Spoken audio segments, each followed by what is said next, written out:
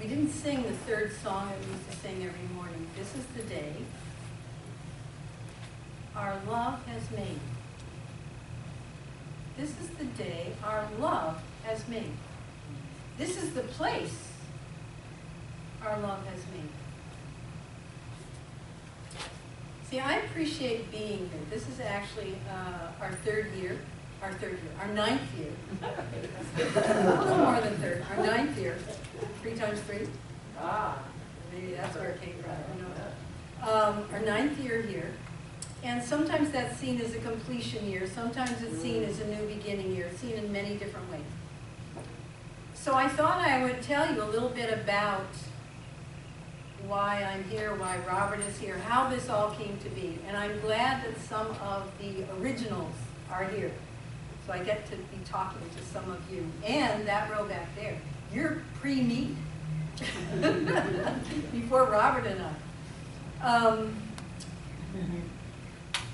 In April 2005, our twin grandbabies were born in Alameda. And so we started spending a lot of time there, and one of the things we did, we took care of them many days a week, all day, our pleasure. And as some of you grandmas know. And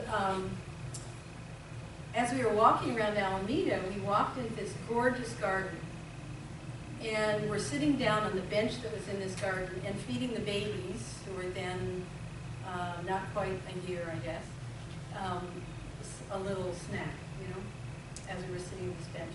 And then I wondered, you know, where was this garden? And it happened to be the Home of Truth, which is one of the original New Thought churches in the United States. The Rix sisters, R-I-X, if you want to look up their history, were part of that group of Charles Fillmore and Mary Baker Eddy and some of the originals, the Rix sisters. And for some, they were actually the foundation because they began creating churches or centers all around the United States. And it's the last one that's left. And so we happen to, I happen to have this little vision about, you know what, wouldn't it be fun to have a little church that we could minister to? And so what we did is we went to church there, Robert and I, and I got this funny feeling as I was sitting there. I needed to ask somebody, do you guys need a minister? So when the service was over, I tapped on the guy in front of me who happened to be on the board. By the way, do you need a minister? And he said, oh my gosh, we haven't advertised yet.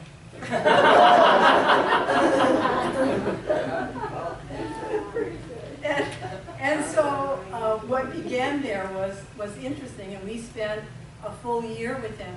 But during that year, there were 3 of us actually, who ministered to that church, doing every other week, or every third week.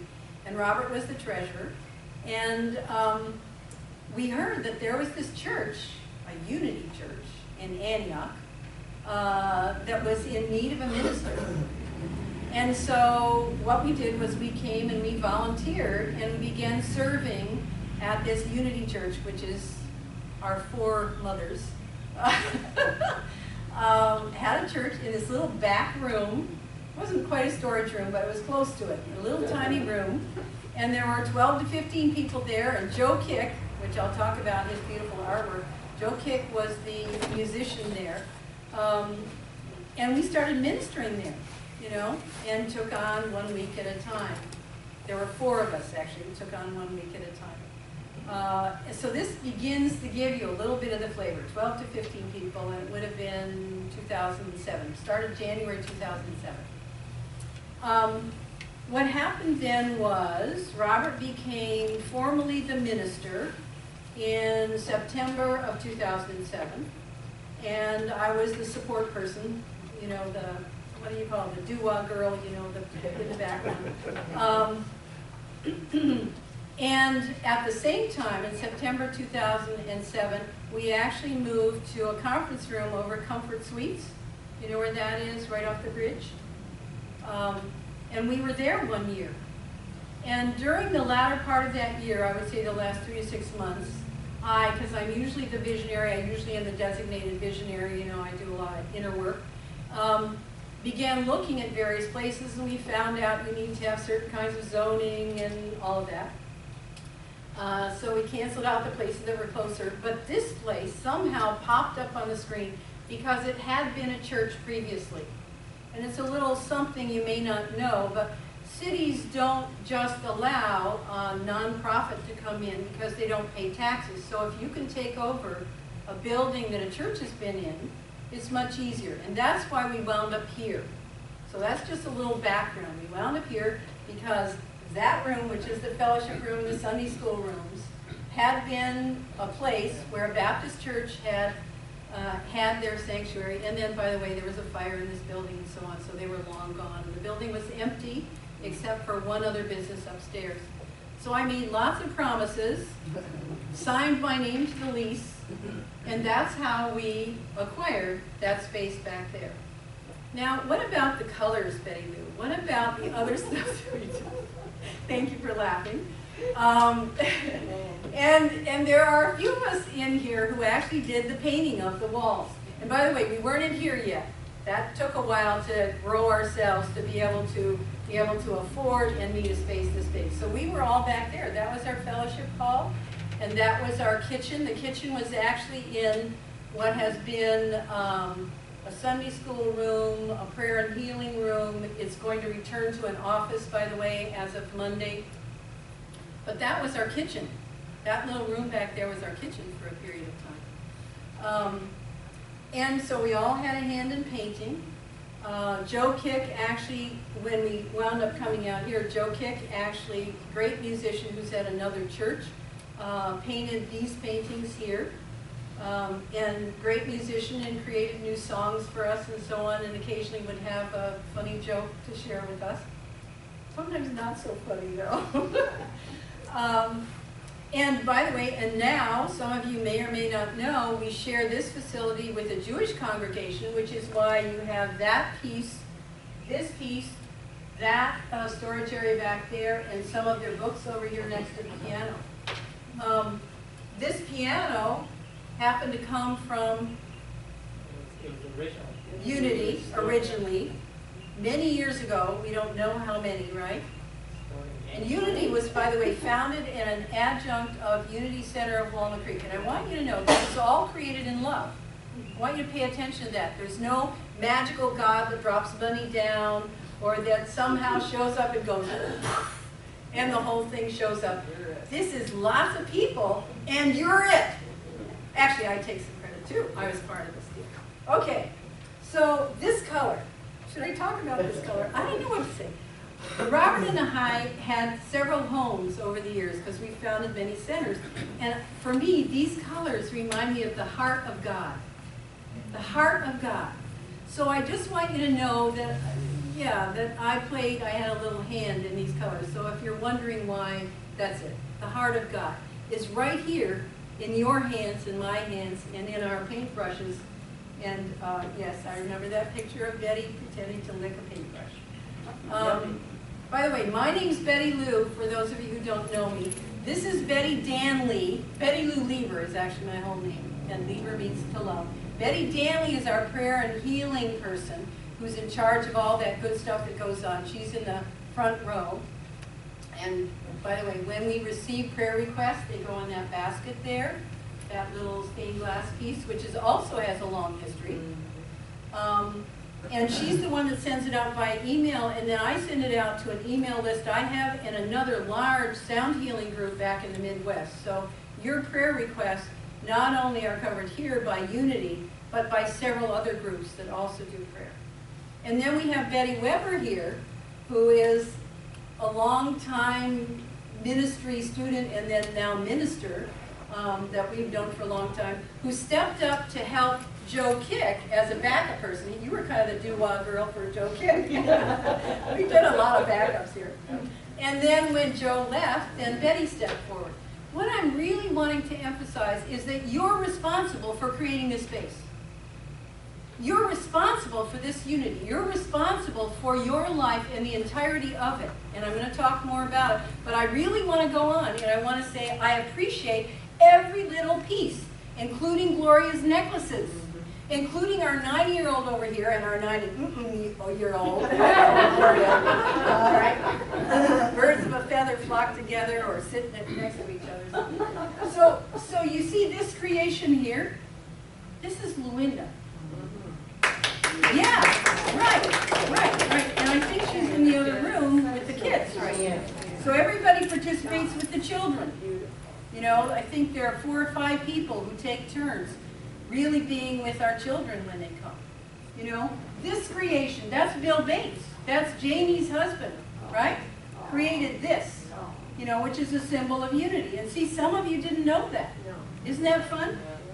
This altar here came from another place and another person. This was in our living room at one time. I mean, this peace bowl we have one in our home, in our backyard, and we bought this on purpose for here so that we could connect with the whole world and all the peace bowls in all the languages that are around the world.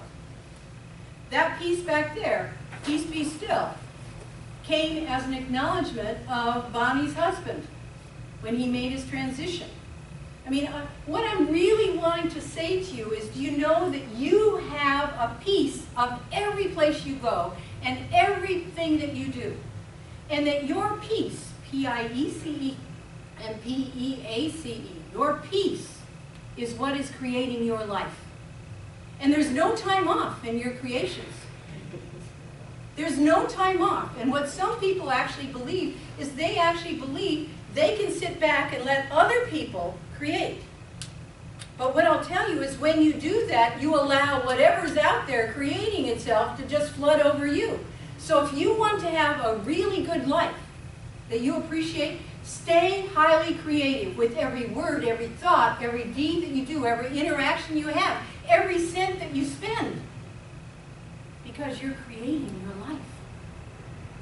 You know, when Jerry was sharing her, I'm a little inspired today, you know, I don't know what when Jerry was sharing her poetry, I don't know if you recognize that every word that she heard, wrote, and then shared with us is part of how she creates her life. In our Sunday school upstairs, 8:30 on Sunday mornings, in our adult Sunday school we have, one of the things we were looking at is how do we assist people, in this case it was young people, but it's all of us, in remembering that we are actively involved in our own creation 100% of the time. And one of the things I suggested is someone asked, how do you do this? That what you do is you sit down with them and you begin to write your responses and theirs. Well, how do you think we could create this? How do you think we could do this? Rather than just talk it, which kind of falls on fallow ground or deaf ears, start writing down what it is that you believe you want to do or choose to do to create that which you want to have. Write it. Or in Rick's case back there, use symbols for it, pictures, pieces from the newspaper or magazines, and put them together in a way that begins to create. If you are actively creating your life, you will discover that every morsel that you appreciate grows you stronger and grows your creation stronger. It's what gives them value, substance, weight, and makes them work for you. There's a fascinating thing, and yes, I need to share about this. So we came home, let's say 8:30, 9 o'clock on Friday night from almost 2 weeks away in Hawaii. And that was an adventuresome time. It wasn't like ooh la la time. And you know, Mercury's in retrograde. I don't know if you know that. There's a full moon Tuesday morning at 9:19. And there's a lot happening in the world that theoretically I didn't create. But it's how do I respond to it. So in Hawaii, I was sick most of the time, what people call being sick, you know, some of that leftover stuff. And, you know, we were in a noisy place. Usually we like quiet, and I do a lot of writing, so there were a lot of things that went on. But one of the things that went on there is that I use every day to undo anything, undo, delete, erase, anything that I forgive, anything that I didn't want to continue to be. And that immediately following the undoing or the forgiveness, I chose. What did I want? What was I listening for? What is my life about? And so when we came back, Robert and I laughed because we come back and we do about 5 things the first day we're back. Starting, we try to go to bed early because, you know, you have to readjust to the time thing. So by midnight, I think we were finally sleeping. But we were up at 6, our time here, because there's a lot to do. So I had several appointments. Some of you women know, so I was doing a nail appointment, and then I had a haircut that happened at noon. And in between, what we were doing is packing up our little studio apartment over there in Pleasant Hill, because we were moving out. And you probably didn't even know we have some place we stay in Pleasant Hill, and we've been there for now 4 years, almost 5 years or something like that. And we just stay there 1 or 2 nights, because our main home is up in Lake County, Hidden Valley Lake. And so as we were getting ready to construct how we were going to pack up, we had some inner guidance. Guess what? We're supposed to buy a home. Really? And where's that home going to be, you know? So yeah, Betty's mouth is hanging open, like this is all brand new news. And I said, so Robert, can I start sharing this? You know, can I start telling these people? You know, and Robert just says, okay, you know, because I like to tell everything. So we started looking around at where? Well, we tried over there, and then we tried over there. And this is for what I call our senior elderly years, right? Because right now we're in a place where our grandchildren come, and there's horse camp, and there's lots of activity and gardens, and frankly, I have a very full practice there. There's just a lot of need up there. But there is going to be some time when we're going to slow down a little bit, maybe. And so guess where we started looking yesterday afternoon? So remember, I said we were packing up Pleasant Hill, right? And we had these appointments. We had to get ready for today, right? And all yesterday afternoon, we were looking at homes on your street. So